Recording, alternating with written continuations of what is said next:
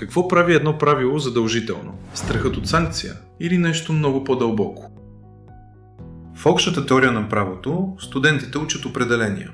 Правна норма, хипотеза, диспозиция, санкция, но без да разберат връзката между тях.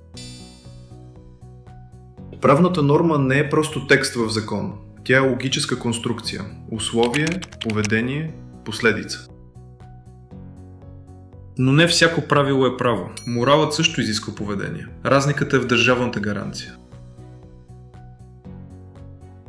А ако държавата не прилага санкцията, нормата престава ли да бъде право? Ако не разбираш структурата на нормата, няма да анализираш правилно нито един казус. Общата теория на правото е логиката зад всеки закон. Право и общество. Правна институционализация. Правото е основният социален регулатор, който възниква за да осигури ред, сигурност и предвидимост в отношенията между хората. То не е просто съвкупност от правила, а механизъм, който стабилизира обществото, координира интересите и ограничава произвола. Правото се развива заедно с обществото. Когато икономиката, политиката или културата се променят, правото неизбежно се адаптира.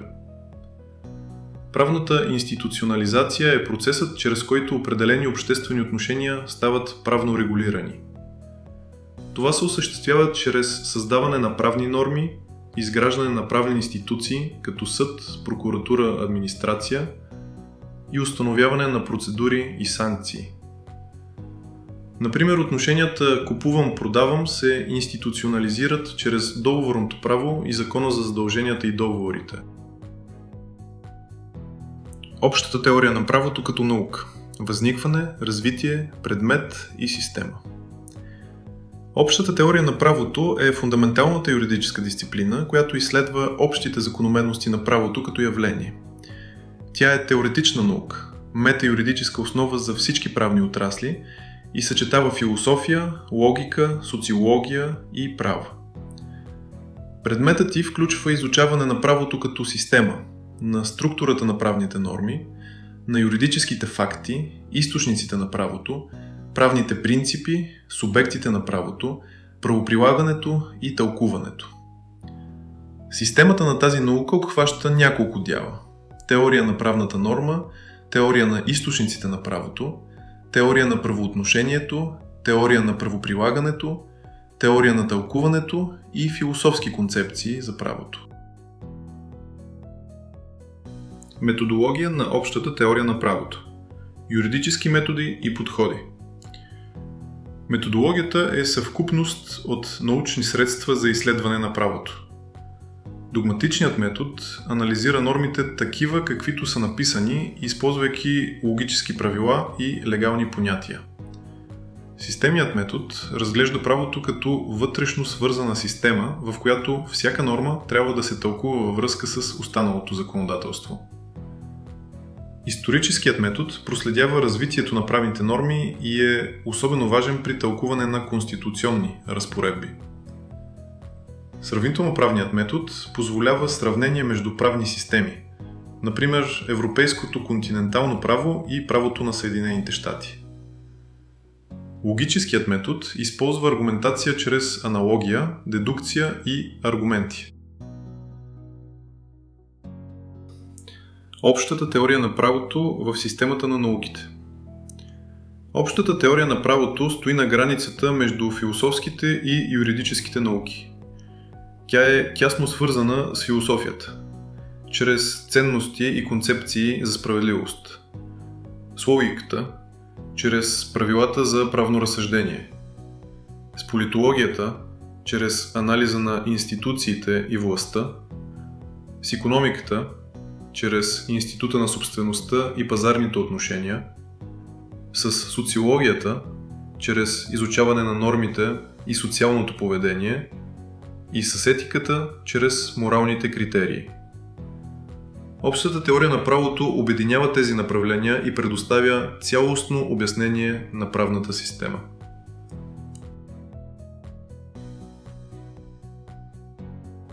Понятие за правото. Правото е система от общозадължителни и формално определени правила, установени от държавата и гарантирани чрез принуда.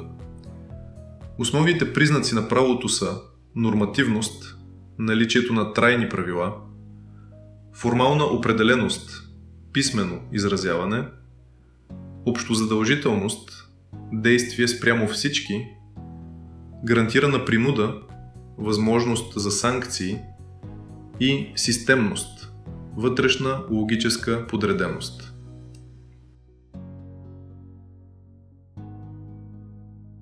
Валидност и легитимност на правото.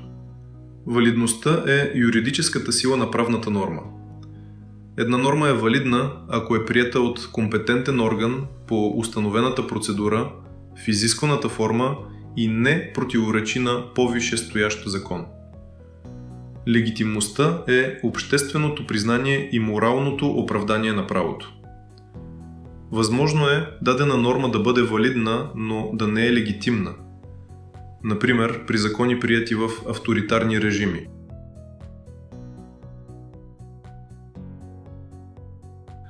Историческа типологизация на правото. Правото се е развивало чрез различни исторически форми. От традиционните системи, основани на обичаи и родови норми, през античните системи, като римското право, през средновековното право, канонично и феодално, до модерната епоха на кодифицираното национално законодателство. В съвременността правото се характеризира с международни правни порядъци и правото на Европейския съюз. Тук само очертахме рамката.